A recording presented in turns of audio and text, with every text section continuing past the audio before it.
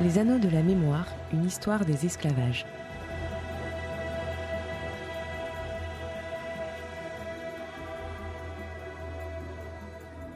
Cette semaine, dans notre émission, nous retrouvons Bernard Michon et Virginie Chaillot-Atrousse, historiens et membres du CRHIA. Alors, la semaine dernière, nous avons parlé de langagisme à l'île de la Réunion. Aujourd'hui, nous allons nous intéresser aux liens avec le port de Nantes et à la participation de plusieurs négociants à ce système de langagisme. On l'a évoqué lors des missions précédentes. Nantes demeure la capitale française de la traite des Noirs durant la période où ce commerce d'êtres humains est légal, mais persiste également après l'abolition, en pratiquant intensément la traite illégale.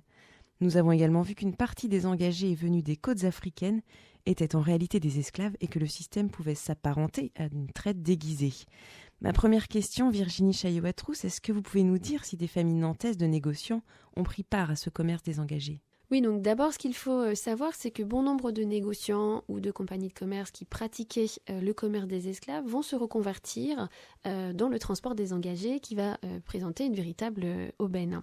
Ils s'inscrivent donc dans un large réseau de trafic de main-d'œuvre qui, dans l'océan Indien, reprend les circuits de la traite illégale.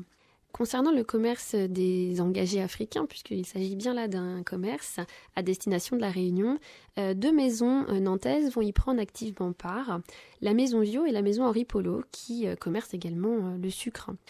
Alors Henri Polo est né à Nantes en 1825, il est le fils de François Polo et il est l'héritier d'une famille de négociants originaires d'Espagne et installés à Nantes à partir du XVIIe siècle.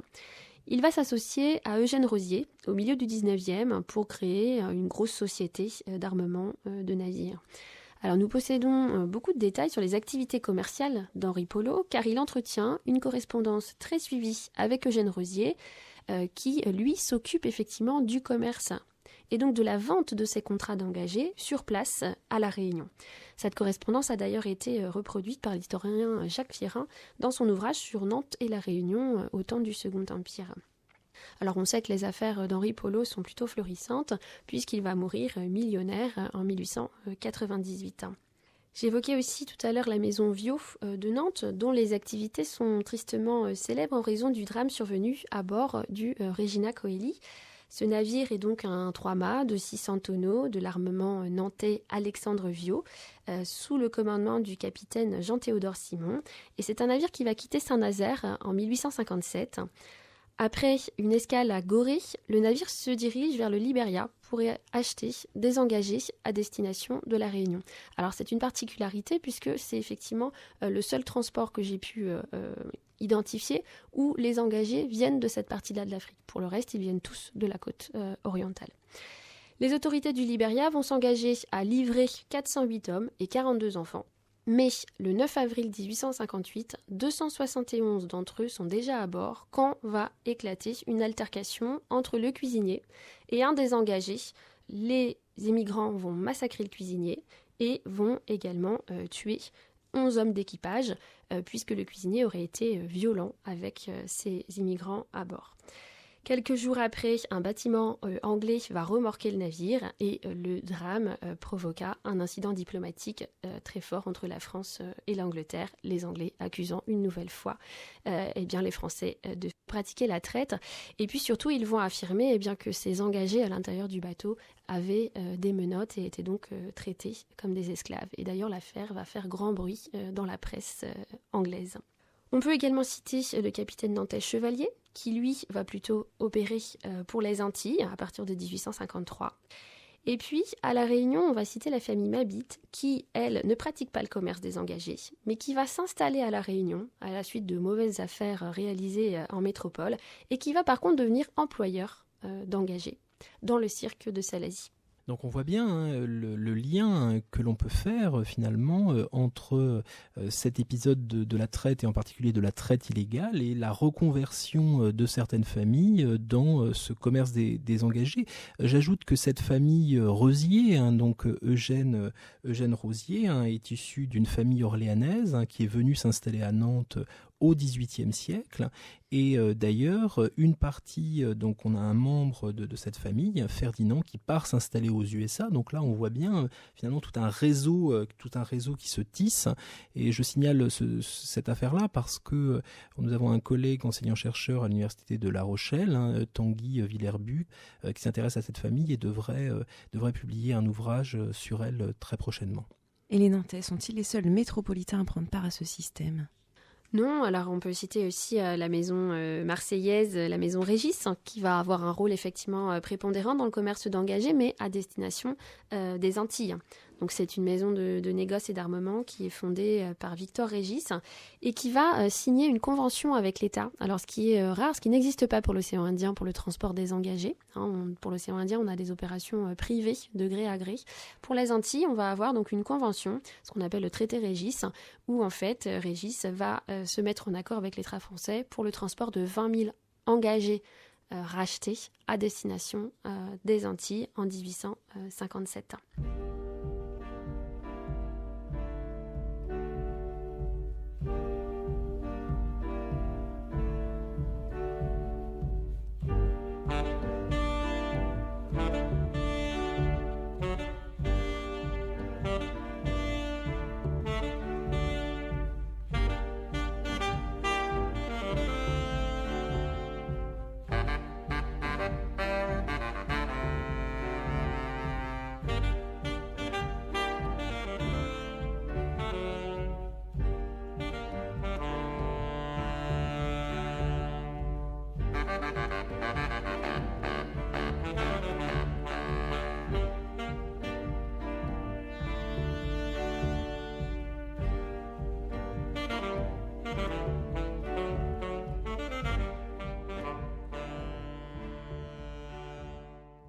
Vous écoutez Les Anneaux de la Mémoire, une histoire des esclavages. Je suis avec les historiens Bernard Michon et Virginie Chailloux-Atrouz. Alors, on a parlé des familles nantaises de négociants qui ont pris part au commerce des engagés. Et au-delà des engagés, est-ce qu'il y a des liens commerciaux entre Nantes et La Réunion ? Oui, alors juste une toute petite précision par rapport à ce que vous dites, c'est bien le commerce des engagés africains. Et en gros, voilà, ça concerne uniquement les Africains quand on parle d'un véritable commerce. Oui, effectivement, les liens commerciaux entre Nantes et La Réunion dépassent le trafic d'humains, puisqu'ils concernent également le commerce du sucre, évidemment, et de manière importante au 19e. Les navires qui, d'ailleurs, apportent des immigrants vont revenir avec les cales remplies de sucre de Bourbon. Et il faut noter qu'au 19e siècle, les Nantais, comme l'ensemble des Français, ont vu leurs habitudes alimentaires évoluer et la consommation de sucre considérablement augmenter. Et puis, on le disait, avec la perte de Saint-Domingue et de l'Île-de-France, on en a parlé dans une précédente émission, eh bien, la Réunion devient l'une des principales colonies productrices de sucre et elle intéresse à ce titre les Nantais. Nantes devient d'ailleurs le premier port de France à importer du sucre réunionnais. Donc si au début du siècle, ils apportent de la main-d'œuvre esclave, puis des travailleurs engagés, Nantes va également apporter des outils nécessaires à ce commerce du sucre, et en particulier des animaux. Ils vont apporter des mules qui seront nécessaires à la culture de la canne à sucre, notamment dans les terrains arpentés. Et donc les échanges sont très nombreux à ce niveau-là. L'historien Xavier Leterrier explique d'ailleurs, et là je le cite, que l'on peut considérer que le sucre a joué le rôle d'interface entre les rives de la façade atlantique et les rivages réunionnais. Et des populations venues de la France hexagonale ont-elles migré vers La Réunion ? Oui, alors bien sûr, de manière constante, on a des Français qui partent vers La Réunion. D'ailleurs, on peut noter des expériences d'engagés métropolitains qui sont sous le même régime d'engagement que ces étrangers dont je vous parlais tout à l'heure, puisqu'on va effectivement tenter au XIXe siècle, et là on fait le parallèle avec ces engagés du XVIIe qui sont européens, eh bien on va tenter à La Réunion d'introduire quelques engagés qui viennent de Bordeaux pour les premiers. Mais ça serait un véritable échec, puisque les colons réunionnais vont dire qu'ils sont incapables de travailler sous des climats tropicaux. Et puis, ces Français vont rapidement se plaindre des conditions dans lesquelles ils sont traités. En dehors de ce système de l'engagement d'Européens, qui a concerné vraiment très très peu de personnes, moins d'une centaine, eh bien, on va avoir tous ces hauts fonctionnaires qui vont migrer à La Réunion, des commerçants, et puis également, ce qui est intéressant, c'est de voir qu'on a de plus en plus de femmes qui vont migrer, et des femmes qui vont migrer seules vers la colonie de La Réunion, alors qu'on sait que c'est un voyage en mer qui est non seulement très long, mais qui est en plus périlleux. Donc on va retrouver des religieuses évidemment, mais également des institutrices qui vont fonder des écoles.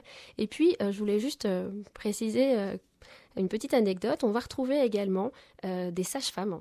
Et ça, c'est relativement rare, qui dès le début du 19e, alors elles s'appellent Marguerite Antoinette Gourdin et Gabrielle Angélique Laplanche, et c'est 2 Parisiennes, et elles vont écrire au ministre de la Marine et des Colonies en expliquant qu'elles veulent migrer à Bourbon pour aller accoucher les négresses. Et effectivement, il n'y a pas de sages-femmes formées, des femmes, à l'île Bourbon, et donc elles vont demander leur passage. Et ce qui est très intéressant, c'est que déjà elles sont très jeunes, elles ont 23 ans et 26 ans, et surtout elles désirent se rendre aux colonies, et elles ne mentionnent aucunement leur époux dans leur demande de passage, alors qu'elles sont toutes les 2 mariées.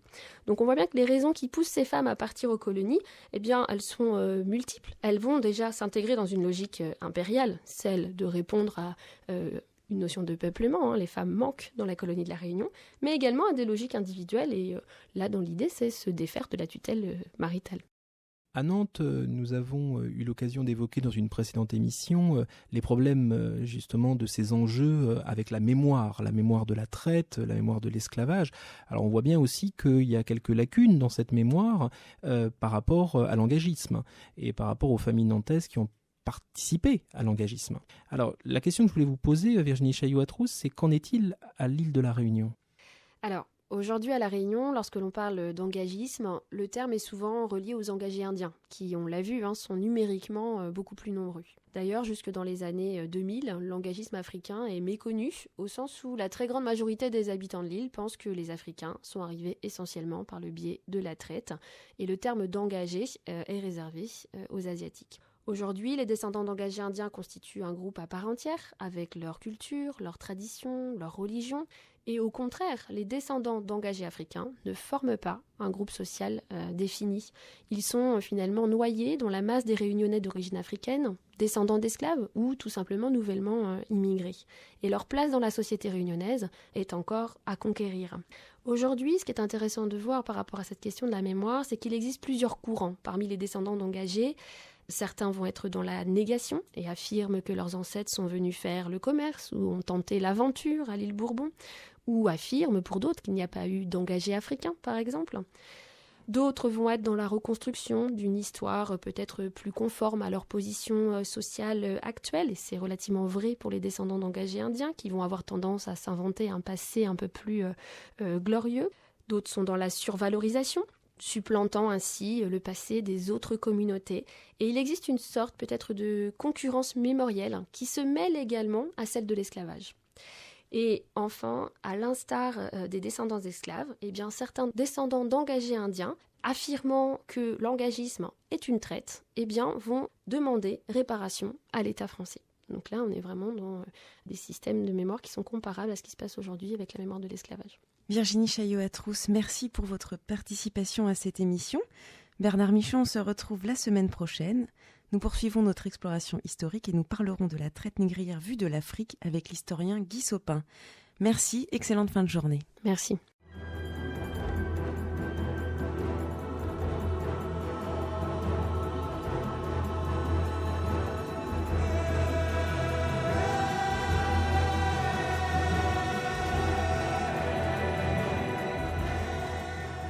C'était Les Anneaux de la Mémoire, une histoire des esclavages. Cette émission vous a été présentée par Barbara Chiron de l'association Les Anneaux de la Mémoire, avec à la technique José Pasquale.